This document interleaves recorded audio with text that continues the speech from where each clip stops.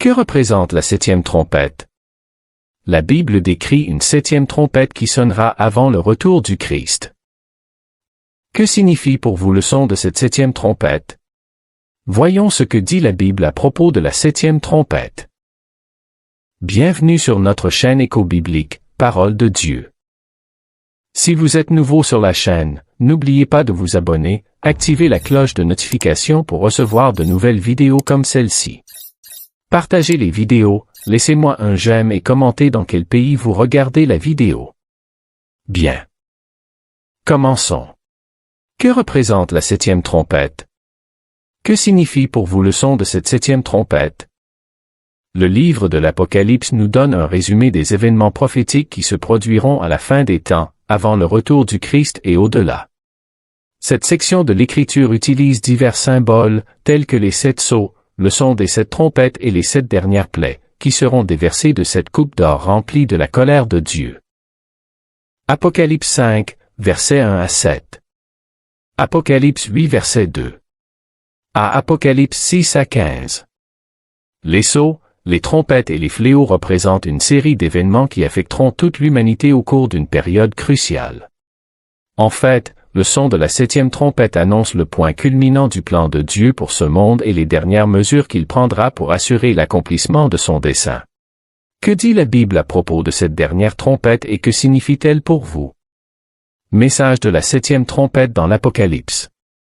Jean a enregistré sa vision. Le septième ange sonna de la trompette, et il y eut des voix fortes dans le ciel, disant, « Les royaumes du monde sont devenus à notre Seigneur et à son Christ, et il régnera pour les siècles des siècles. » Et les 24 anciens qui étaient assis devant Dieu sur leur trône tombèrent sur leurs faces et adorèrent Dieu, disant, « Nous te rendons grâce, Seigneur Dieu Tout-Puissant, qui est, qui était et qui vient, parce que tu as pris ta grande puissance, et tu as régné. » Et les nations étaient en colère, et ta colère est venue, et le temps de juger les morts et de donner la récompense à tes serviteurs les prophètes, aux saints et à ceux qui craignent ton nom, aux petits et aux grands. Et pour détruire ceux qui détruisent la terre. Et le temple de Dieu fut ouvert dans le ciel, et l'arche de son alliance apparut dans le temple. Et il y eut des éclairs, des voix, du tonnerre, un tremblement de terre et une grande grêle. Apocalypse 11, versets 15 à 19. Que signifie la septième trompette? La septième trompette annonce l'arrivée du royaume de Dieu tant attendu sur terre. Cette trompette, aussi appelée tierce. Apocalypse 9, verset 12. Apocalypse 11, verset 14, sera l'une des annonces les plus importantes de l'histoire. L'établissement du royaume de Dieu sur terre sera l'accomplissement de nombreuses prophéties consignées dans la Bible. Dans le rêve du roi Nabuchodonosor, Dieu, par l'intermédiaire du prophète Daniel, a révélé qu'un royaume viendrait un jour et détruirait tous les gouvernements humains qui l'ont précédé. Et surtout, ce royaume ne sera jamais détruit et restera pour toujours. Daniel 2 verset 44. Des années plus tard, Daniel lui-même fit un rêve dans lequel Dieu confirmait l'établissement futur de son royaume éternel. Dans sa vision, Daniel a vu comment quelqu'un semblable à un fils d'homme est venu avec les nuées du ciel, à qui la domination, la gloire et le royaume ont été donnés, afin que tous les peuples, nations et langues le servent. Encore une fois, Daniel souligne que sa domination est une domination éternelle, qui ne passera jamais, et que son royaume ne sera pas détruit. Daniel 7 versets 13 à 14. Qu'a enseigné Jésus sur le royaume de Dieu? Durant son ministère sur terre, le Christ était le représentant du royaume de Dieu et ce thème était la base de son message. Comme le dit Matthieu, Jésus a parcouru la Galilée, enseignant dans leur synagogue, prêchant l'évangile du royaume et guérissant toute maladie et infirmité parmi le peuple. Matthieu 4 verset 23, comparez Marc 1 verset 14, Luc 8 verset 1.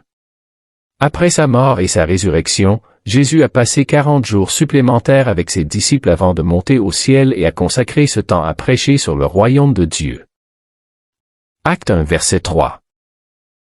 Le royaume de Dieu, qui a été préparé par Dieu le Père et son Fils dès la fondation du monde. Matthieu 25, verset 34, était au centre de ses enseignements. Le royaume de Dieu a également été au centre des préoccupations des serviteurs de Dieu tout au long de l'histoire. Abraham attendait avec impatience la ville qui a des fondations, dont l'architecte et le bâtisseur est Dieu. Hébreux 11, verset 10. Le Christ nous enseigne en outre que nous devons prier pour la venue du royaume et que ce royaume, ainsi que la justice de Dieu, doivent être notre priorité dans la vie. Matthieu 6 versets 9 à 33. Que se passera-t-il après la 7e trompette? Après le son de la 7e trompette, Jean entendit les 24 anciens adorer Dieu et leurs louanges révélèrent une grande partie de ce qui se passerait à ce moment-là. Apocalypse 11 versets 16 à 18. Les anciens disent que les nations sont en colère, que la colère de Dieu est venue, qu'il est temps de récompenser les saints et que Dieu détruira bientôt ceux qui détruisent la terre. Voyons comment ces événements sont liés à l'établissement du royaume de Dieu. Les nations étaient en colère. Avant les 7 trompettes, l'Apocalypse décrit l'ouverture de 7 sceaux. Le deuxième sceau, représenté par un cavalier sur un cheval rouge, l'un des 4 cavaliers de l'Apocalypse, symbolise la guerre. Les guerres résultent généralement de la colère qui surgit entre les nations. Et les prophéties bibliques indiquent que les guerres dans le monde vont s'intensifier à mesure que le retour du Christ approche. Lorsque le Christ a décrit les signes de la fin dans la prophétie du mont des Oliviers, signes qui sont en corrélation avec les sceaux de l'Apocalypse, il a également dit que nation se lèverait contre nation et royaume contre royaume. Matthieu 24, verset 7. Certains des conflits qui auront lieu à la fin des temps sont même spécifiquement identifiés. La Bible, par exemple, révèle qu'il y aura un grand conflit entre les puissances pour le contrôle du Moyen-Orient.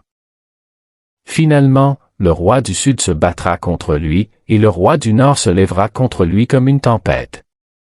Daniel 11 verset 40. De plus, Zacharie 14, verset 2 dit qu'à mesure que la fin approche, toutes les nations se rassembleront pour combattre contre Jérusalem. Lorsque Christ reviendra, les armées s'uniront pour le combattre et seront rapidement vaincues. Apocalypse 19, versets 19 à 21. La colère de Dieu. Les 7 trompettes correspondent au 7e des sceaux successivement ouverts dans l'Apocalypse. Ces trompettes sont en réalité des châtiments qui, ensemble, sont appelés la colère de Dieu, qui s'abattra sur les habitants de la terre à cause de leurs péchés. Apocalypse 6, versets 16 à 17. Ainsi, au moment où la 7e trompette sonnera, l'humanité aura déjà subi une grande partie de la colère de Dieu. Mais l'histoire ne s'arrête pas là.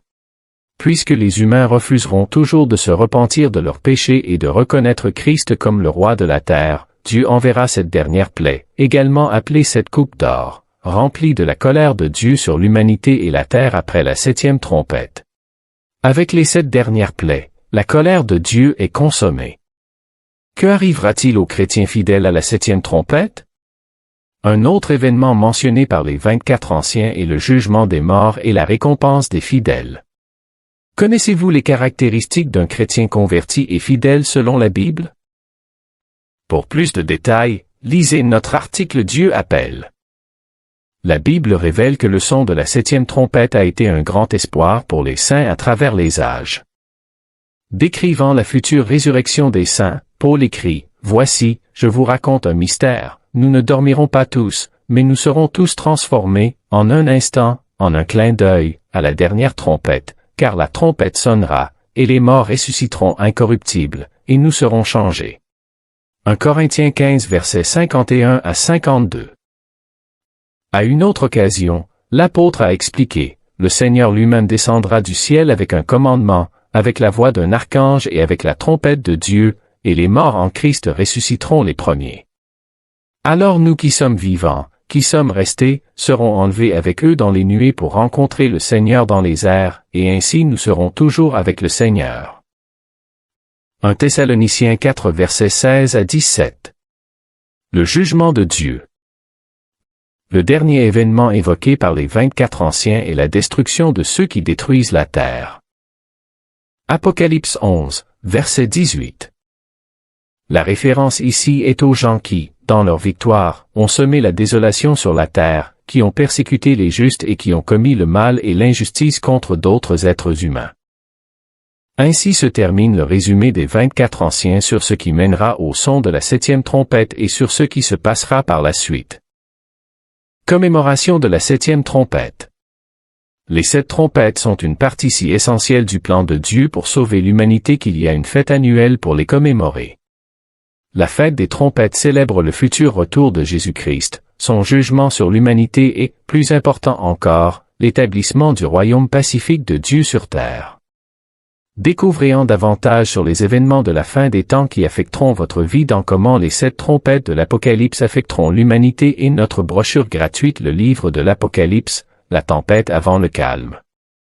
Merci pour votre attention, j'espère que cette vidéo vous sera utile, n'oubliez pas de vous abonner à la chaîne, d'activer la cloche de notification, de me laisser un like, de partager et de commenter dans quel pays vous regardez la vidéo.